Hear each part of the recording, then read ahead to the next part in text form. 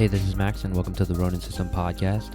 So, this episode is actually the start of a new season, season 7. And if you guys couldn't tell, it's new intro music just because I recently got copyrighted on YouTube, which I expected just because, it's a song by this guy that I don't even know, that I've never really contacted. And honestly, I feel like it'd be too much of a hassle just to contact him to get the licensing for his music.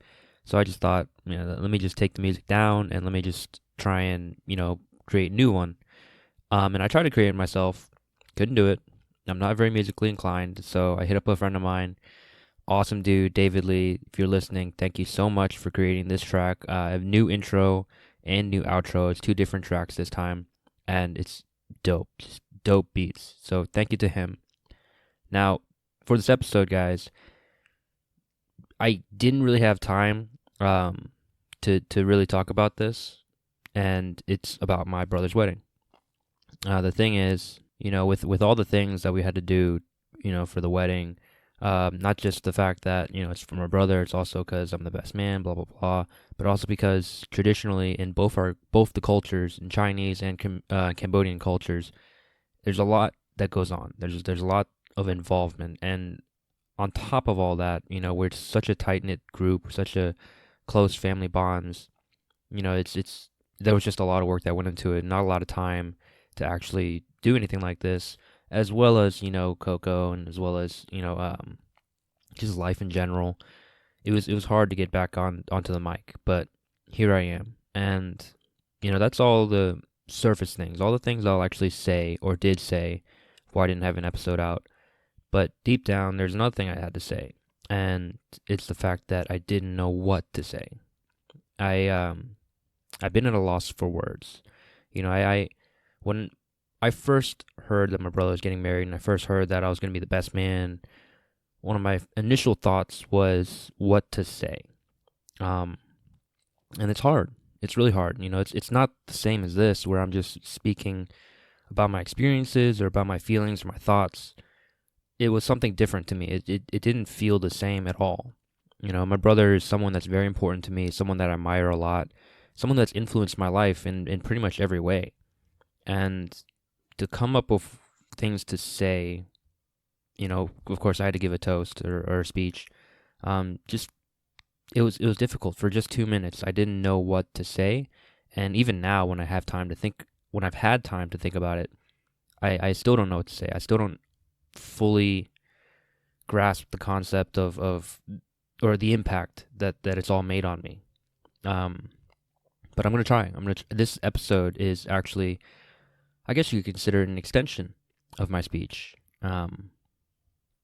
It's just I will try to post a link or at least a video snippet of my actual speech. If you guys don't follow me on Instagram, check it out there, at the Ronin System. That's it. Follow me on Instagram. You'll get updates on all this stuff, or at least you'll probably, if I can, if I remember to. But anyway, yeah, and in the speech, it was all just off the top of my head, just like everything else. Pretty much everything else, it's all off the top of my head. It's whatever comes to mind, because I feel like that's the truest form of who I am, and it's the truest expression of how I feel, and what I think. And basically what I had said was, what I'll say now. And what I said was that this marriage was expected. Obviously, it's been 10 years, but on top of that, it's a culmination of those 10 years. It is the defining moment, the sort of the crux of the relationship when you bring it all together. And it's amazing when you get to see 2 families that really love each other come together and share more. It's from the very beginning. I remember even me being my brother's brother, going to their house, complete stranger. They welcomed me with open arms. They welcomed my cousins with open arms, my parents, my aunts, my uncles, everyone treated them like family, into their homes, into their lives, and into their hearts. It's something that, it really sort of captures just how much that, how much love that we have for each other and how much caring that we can show. And it's amazing because we've gotten to see each other grow in such unique ways. I've seen Amanda, my brother's now wife, two little brothers, Ryan and Shane, grow up to be such defined, refined young men. It's amazing. And it's something that you don't really think about until you have to. It's something that you never really get to see until you look back, right? It's not ever going to be in the forefront. It's never going to be something that's like a topic of discussion. It's like, oh, 10 years, we did all this stuff in 10 years. No, you don't say that every day. You have to take time, like I am now, like I did then, to really consider everything that's happened. And there's been a lot that's happened, from them being meeting in high school by chance, my brother being a creeper. Um, I don't know if he wants me to tell you that story, but anyway, that by chance meeting, and then all of a sudden it becomes this amazing journey where, they pretty much were each other's day ones, that they're each other's ride or dies, and it's incredible. I really do consider her family my family. There's nothing I wouldn't do for them, and it's not just because they got married. It's because we've been through so much together. We've shared so much. We've grown so much. There's been moments of doubt. There's been moments of anger and disdain, contempt. But on top of that, there's been moments of great joy and amazing opportunities, amazing experiences that I'm forever grateful for. And aside from that, we get to do this with everyone, with all of our family together, with people from all across the world, all across the US actually, come together and share in this moment, and on top of that, you get to really feel what our family is like. My immediate family, my brother and my parents. Surprisingly enough, that night was actually the first night in my memory of me ever fully embracing my brother, fully giving him a hug, and him returning. That was the first time ever that I can remember. It's never happened before, and I don't know if it'll ever happen again, but that was such a unique moment that I didn't even realize at the time until after, I really thought about it, and that was the first time ever. That's just something it just shows, how important that moment was. It shows how important that weekend was for all of us. And sort of attached to that, that was actually the first time I cried in a long time. And definitely the first time I cried in public in a very, very, very long time. Probably the last time I cried was when I watched this little short film from Pixar called Bao, Bao. It's a very, very good short film. I would highly recommend it. And that one I cried because it just related. I felt like it related to me and my mother so very much. It was such a, I wouldn't say jarring, but such a dramatic experience for me to watch that and realize that that's essentially how me and my mom's relationship was. So that was heart wrenching, but I can't exactly tell you why I cried during my speech. It was just, it felt like a buildup of all this emotion. 25 years of growing up with my brother, and 10 years of growing up with her family, growing up with both our families together, and days of just seeing all this emotion, all this joy, seeing Amanda's mom cry and seeing her dad tear up, obviously seeing all of our friends and family shed some tears. It was just a very emotional time.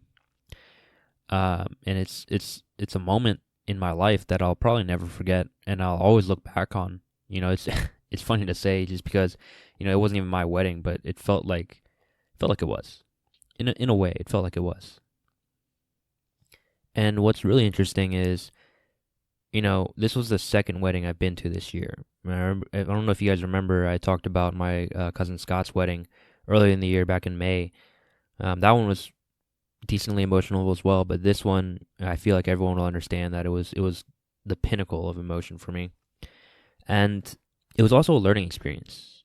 For me, I've always imagined myself never getting married, and that's true to this day. I don't feel right getting married, if that makes sense. But even if I did, it wouldn't be to that extent. It wouldn't be there wouldn't be so much pomp and circumstance, I guess, because it's going to be a small ceremony, very select group of people. It's not going to be anywhere over 100, or at least I hope it won't be over 100 people. But it's a very small, sort of like a destination wedding kind of thing. If I were, and on top of that, it was a way to sort of teach everyone else that the sort of pros and cons of these ceremonies, because we did a tea ceremony, which is a very traditional thing to do in Chinese and I guess Asian weddings. Tea ceremony is very important. If you guys don't know what that is, basically it's a ceremony where you show respect to the elders, like the parents, the aunts, the uncles, the grandparents, blah blah blah, all the sort of higher ups, quote unquote, of the family. And we did this for both sides because the Cambodian tea ceremony had to be done as well.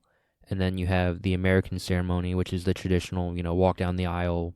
I don't want to say bullshit, but yeah, the walk down the aisle bullshit. It really was just kind of like, I want to say 2 full days of wedding festivities, 2.5 days if you count the day, like the Thursday of setting up and all this other shit. But yeah, it was a learning experience because my god sister is going to get married, or they're engaged. Our friend is engaged. A couple of other friends maybe are going to get engaged. Amanda's brother is engaged. All these couples are engaged, and they get to see what they can do, what they should do, what they shouldn't do, what they don't want to do. All these different things that they get to sort of study and research and see. All the ins and outs and the sort of pitfalls, all the pros, the cons, all this stuff, all this fun stuff. And it's interesting because we're getting to a point in our lives where everyone's getting married, and soon enough, everyone's going to start having kids. Everyone's going to start creating bigger, larger families that hopefully will stay together, stay strong, just like we've always been. And for me, I did get the question every now and again, when are you getting married? And my go-to answer has always been, I'm going for the record. And either it confuses them or they know what I'm talking about. And if you don't know what I'm talking about, there's a funny story of my cousin back in California who asked my brother maybe like 2-3 years ago, when is he getting married? And at the time they were like together for like 7 years, something like that. And he said, 7 years? Try 17. And it was the funniest thing because he was serious. He'd been with his girlfriend for like 17 years apparently. And so from that point on, every time I was asked the question, when are you getting married? I said, I'm going for the record. I'm trying to beat 17 years. Whether that's true or not, whether I'm actually serious, no one will ever know besides me. If you guys know me well, I'm always going for the bit. The bit, I live and die by the bit. And that's a good bit. So, yeah, that was my go-to answer. And I got asked the question quite a bit. My cousin Kevin also got asked as well because he's been in a relationship longer than I have. And his go-to answer was just to walk away. So, but that's the thing about marriages. For me, it's a legal contract. That's something you need in the U.S. if you want to be able to go to the hospital during emergencies. If you want to make sort of like life decisions together. Taxes are involved with it. All this shit is involved with it. And, that's probably one of the only reasons I'll actually get married. Otherwise, to me, it's just, I don't want to say that I'm not trying to be committed, because that just sounds really bad. But for me personally, I'm committed to a different thing. I don't need a marriage ceremony. I don't need a wedding to show my commitment. It's I I believe myself to be a ride or die, and I try and show that through every action I take. And let's be real, if my girlfriend sees this as being the ultimate ride or die move, then I'm making that move. But right now, personally, I just don't think it's a good move, because we don't need it. We don't need this additional stress in our lives, especially now. We probably don't need this additional stress for the next 5-10 years if we're still together. It doesn't make sense. But for my brother and for Amanda, my new sister-in-law, it makes perfect sense, because they are the eldest in their family, and I talked about this way before in that past episode. But if my brother didn't have this big wedding, then I would feel obligated, if I ever got married, to have that big wedding, because this is a moment for them. It's just like your graduation. You may have graduated college, you may have graduated high school or whatever, but the ceremony itself is for the family, it's for the friends, as well as for you. And it's for everyone to show what has brought this moment, to form. It's where we are, and how we got there. That's what that ceremony represents. It's the same thing with marriage. It's the same thing with the wedding. It's a show of the journey. It's a show of the experiences and the past and the present, of course, and then it's a look to the future. It's something that gives us all sort of a moment to take a breath and pause and realize, everything that's happened, just like right now, for me to realize everything that's happened. The thing is, I'm not going to see any of them any different. I'm not going to see them as, like a new form, because they've always been that for me. She's always been my sister, and they've always been my family. And they will continue to be so, no matter what. That's the thing, because it doesn't need to be solidified of marriage with a wedding for me to show that. It's been built through blood and tears. It's been built by the bond. That's what matters. If they get, I doubt they will. It's like a negative chance that they will, but if they ever got divorced, if they ever split, I would still consider them family. It doesn't matter to me. And I've told this to my girlfriend, because her family is like family to me. And they've always been. They've actually been more, they've been my family for longer than she has been in my life. That's the crazy thing. I've known her family since I was a little kid, and it's not going to change.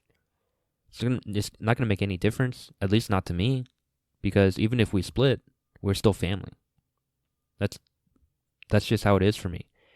And I just want to emphasize that, what I'm trying to say here is, like, no matter what, they're always family. But having that ceremony, at least for my brother, it made an impact on me.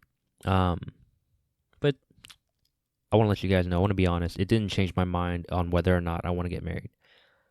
I am still in the no camp. That's where I sit. I'm still on the other side of, probably not.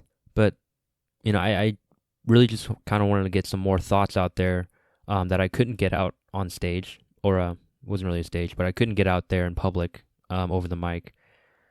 But I'm pretty sure my brother's going to listen to this one, and probably Amanda's going to listen to as well. But, to you guys, if you're hearing this, I couldn't say this to you on the stage. I told you when in private that, I'd have some words for you guys. I still do. So if you guys ever, want to get in touch, I still have those words for you guys. But for the public view, I do really love my brother. I will never say it to his face. I'll say it in this way. He's going to hear it, but it won't be to his face. It's not going to be in person. That's kind of like the loophole. But I do love my brother very much. He is someone that I've always looked up to, will continue to look up to. You know, he really is this sort of this light in my dark mind and my dark life. And you know, he will continue to be. He's someone that he's like a sort of like the icon, the idol of my life.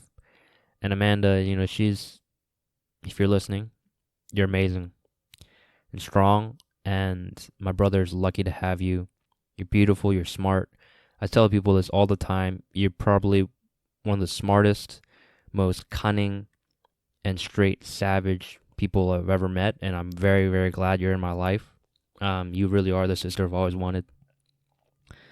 And so those are just some words that, you know, everyone can sort of take in and get the sense of, you know, how I feel about them. And yeah, it was an amazing time. Hope we have a lot more of those times. Hopefully not soon. There's just a lot going on. But yeah, it's just, I wanted to get those thoughts out there. I want to get those feelings out there. And quick note, I didn't cry this time, motherfuckers. So if you guys enjoyed what you heard, if you're new, feel free to subscribe if you liked what you heard. If you didn't, write a review why you didn't like it, please. You know, that's probably one of the nicest way you can say you didn't like it.